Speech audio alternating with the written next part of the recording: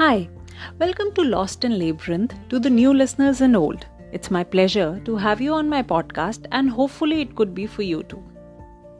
Does the history of a place intrigue you? Ever wondered what's the story behind a place being called what it is? I'm sure most of us are aware of the famous airports around the world. I will cut to the chase and talk about the O'Hare International Airport of Chicago. Ever wondered what it is named after? You see, in early 1930s in US, there was an unbeatable lawyer, Easy Eddie. He was such a good lawyer that no matter what the charges were, the authorities could never put Al Capone or his people in prison.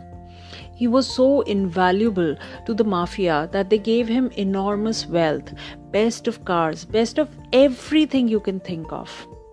But to Easy Eddie, his son was the most dear of all. One day, it occurred to him, he has given his son everything money could buy except an example of a father that he could be proud of. The more he thought about it, the more certain he got he had to help the government to put the mafia in prison. He testified and got many arrested, knowing fully well he would be killed for this. And so he did. He paid a very heavy price to give his son a father the son could be proud of. He sacrificed his life for the greater good. During the World War II, Japan attacked Pearl Harbor. There was a man in United States Air Force. He single-handedly foiled the preemptive surprise attack on USS Lexington, his carrier boat. He saw there were 9 Japanese bombers and he alone charged at them. He made the 2 planes fall into the ocean.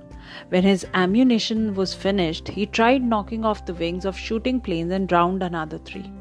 When 4 of the 9 remained, the Japanese thought this man is crazy and retreated. He was the first person in US Air Force to be awarded with the US Congressional Medal of Honor, the highest award there is. His name was Butch O'Hare, and the airport of Chicago is named after him.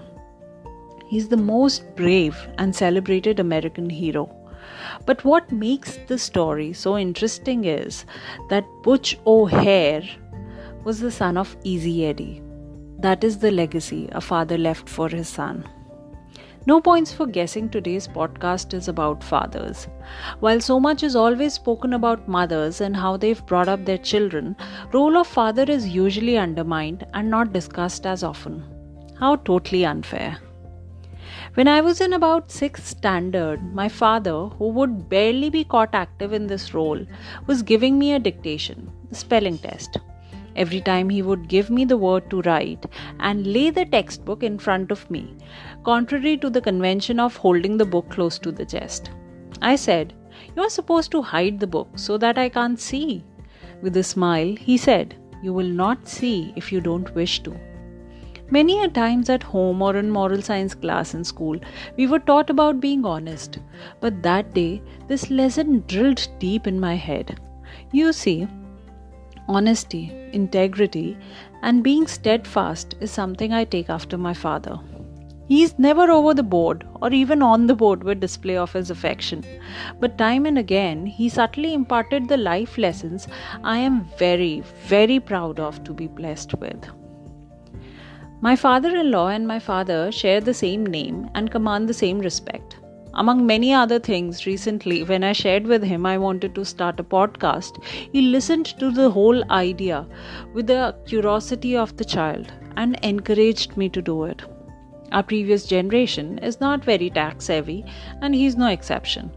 When the first episode came out, the link didn't function properly. He called me some 3 times in the day to check if there is any different link or a way to listen. He dedicated his whole day to get it right, and finally victorious at the end of the day, he called me to say he has downloaded Spotify and would use it every week just to listen to me. Not only does he have my name saved in his phone with the same prefix as his daughter, he also listens to me first and his son second. It's these little things that goes to say a lot about him as a father. I admire them. Oh boy, only if words could do justice.